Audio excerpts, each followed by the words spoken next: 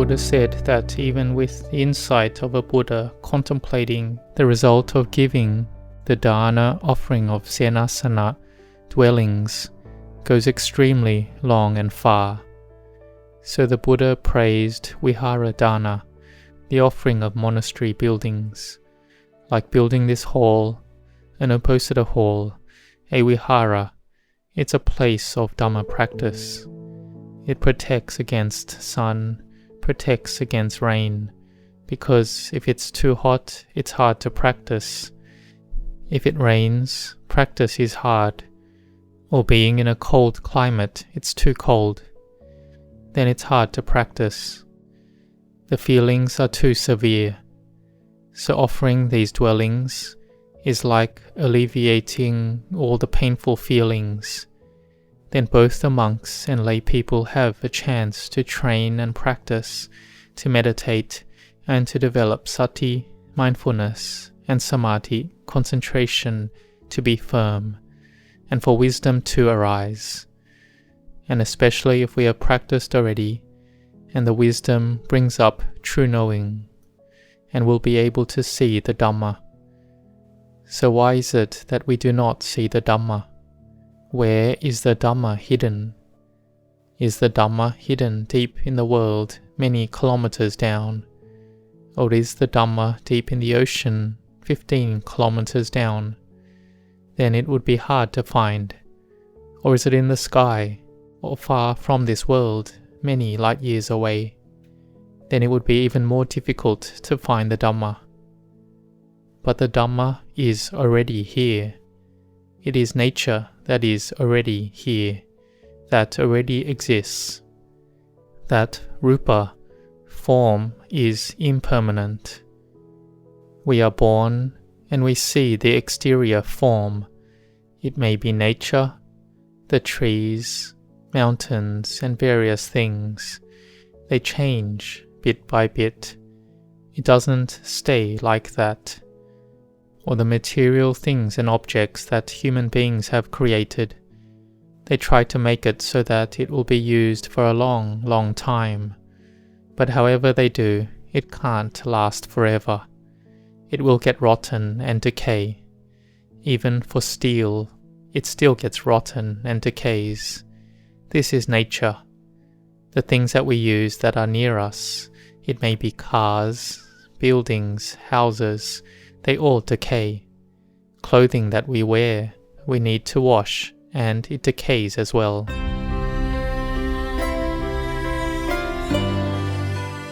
So we examine that which is hard to see, which is the body of human and living beings. We should have seen it, that a person who is born, ages, gets sick, and dies. This is Dhamma.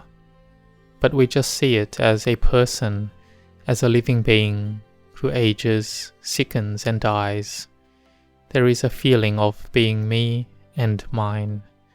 This is called the delusion of the heart. Our heart doesn't see the truth. So the Dhamma is not far over there, far from the world, millions of light years away, or underneath the ocean, deep inside the world. It is on this world, with this body. It is all Dhamma, but our minds don't see it.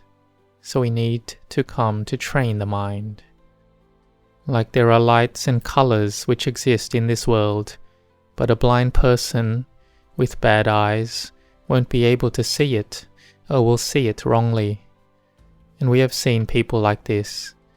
They will say that there are no lights, no colors, but those with good eyes will say that those things exist. And if the blind person can treat their eyes well, then they will be able to see them. This is regarding the external eye. But the eye of the mind, the eye of wisdom, or the heart, we have to train our mind and heart. If we train the mind to be still and peaceful, then it's amazing, this samadhi. The mind goes very peaceful and deep. We open our eyes and we see the world as looking transparent and clear. It's not solid and dense. It's just transparent and clear, like there is nothing there.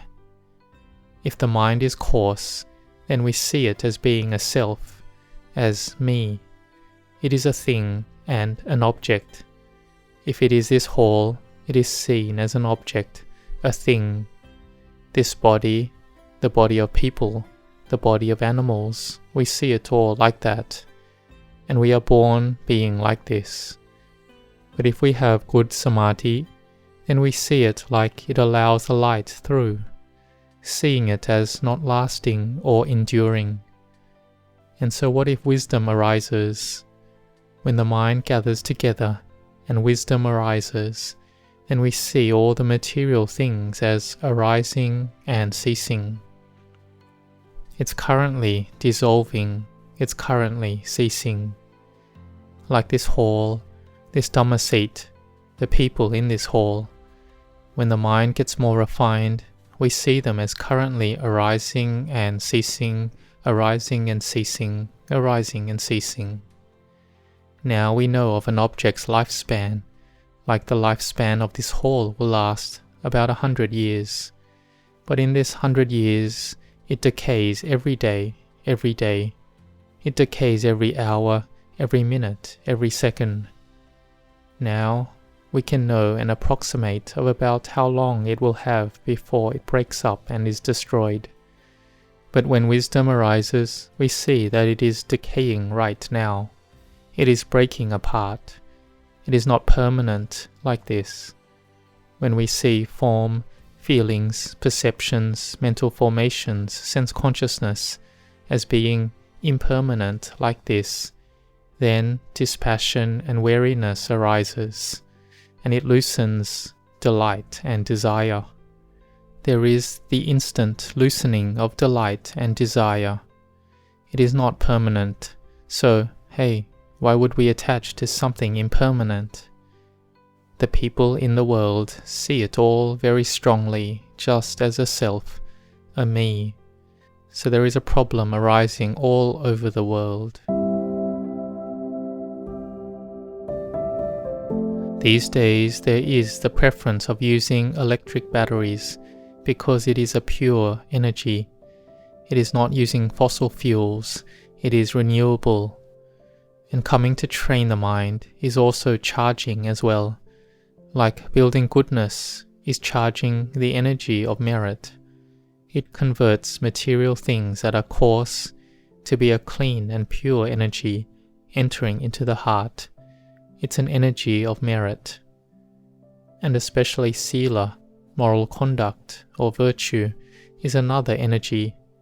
It makes our mind have more power to fight against all the sense experiences.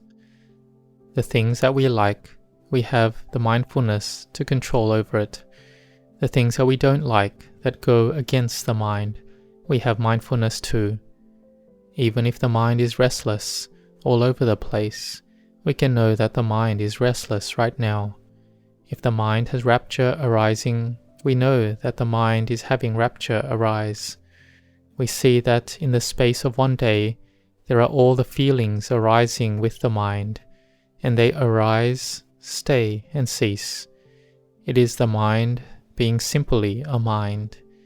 It is not a living being, a person, a self, me, or other. Wisdom arises. The purity of the mind arises. Sila, Samadhi and Panya, morality, concentration and wisdom, is the path that we will gain special insight. And when would we meet this path again? If it wasn't because of the Samma Sambuddha, the perfectly self-awakened Buddha that had built Bharami, spiritual perfections, and attained enlightenment and taught the Dhamma, then we'd have no opportunity to know of the method that is able to look over our mind. It would be like being born blind, not being able to see the Dhamma. A blind person is unable to see all the material objects, but we are born and our external eye is able to see.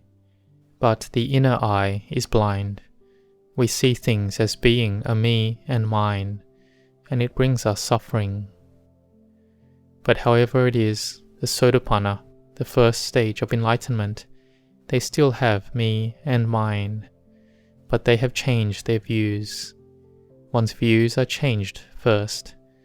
The view that it is me is seen as not me, but it's not that they have given up attachment 100%.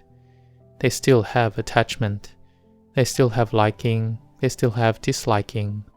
They still have anger, but no ill will. Usually people's minds, when they have anger, they will have ill will. They have thoughts of cruelty, thoughts to harm, thoughts of retaliation.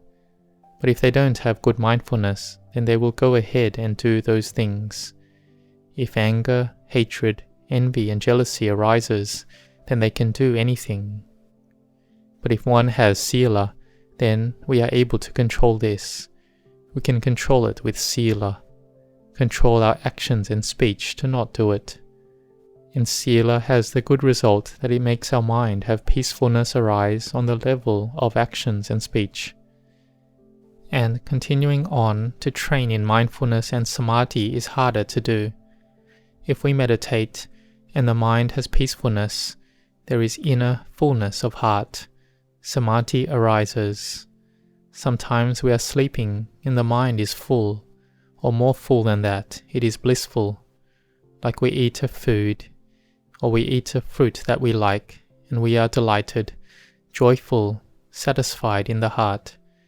And more of this feeling, and we have happiness, bliss arises. The quality of mindfulness and samadhi is like that. If we have a lot of it, then there is rapture, there is fullness of heart, and it's amazing. Like I have said before, that when we see sabhava, the true nature of reality, then the mind is peaceful and still, the body and mind is light. We recognize this. It's at ease, like there is no weight. We walk and it's like the body is not walking, it's floating. It is floating in terms of the mind. In the world there is pulling down on the body, but the feeling that it's heavy is because we are attached to this body, so there is weight arising. But if our mind is peaceful and still, then at that time the attachment to the body lessens, samadhi arises, and we see that the body is light. We sit and it is light. We walk and it's light. We lie down and it's light. We walk, stand, sit and lie down and it's light all the time. We have great happiness and bliss. Even being in this world, when the mind is peaceful to this level, we have happiness and bliss. And if it's more than this, that is, the wisdom arises, then we know that all things in the world arise and cease. It is all samuti, conventions. When we see into conventions, then the mind is vimutti, released, liberated. And even if it's just temporary, or it is sila, samadhi, panya gathering together, it can change one's views. That which we see as me and mine, we know that all things are impermanent. All the material things, no matter how much or how little someone has, it's all impermanent. The whole world, it is something temporary. Seeing clearly like this is seeing the Dhamma. There's rapture arising, bliss arises. It's boundless and incomparable. It is niramisa sukha. It's a happiness that does not depend on anything exterior. It doesn't depend on gain, fame, praise, pleasure. It is a happiness that arises in the heart. That's from having Dhamma. It's like this, and we are able to do it. Dhamma practitioners have to practice to get to this level, and ultimately we will see the Dhamma. It's like someone who is blind and treats it, and then they can see everything in this world. It opens up a new world for that person. If our heart sees the Dhamma, then it's amazing. So that we are investing in building goodness, It is for getting to the end of the path, of seeing the Dhamma, or attaining to the Dhamma, and it requires determination. It requires the effort of the type of letting go. It's not effort that is strict and stressed, that's too heavy. We do it with letting go at the same time. We do it with letting go. If it's doing it with tanha, craving, then it's chaotic. It pushes us wrongly. When we can't get what we want, then it comes back to us in the form of suffering, and faith is gone again. So we do it with letting go, doing it to the right amount. Like Venerable Ajahn Chah said, to catch a fish with our hands, we can't grab it too firmly, and we can't be too loose. Just the right amount of force and we can catch it. Mindfulness is the same. Don't force it too much or be too loose. Have just the right amount. And we don't have to worry about samadhi, that if we get samadhi, will we be attached to samadhi? When we first like it and get it first, don't be worried about samadhi.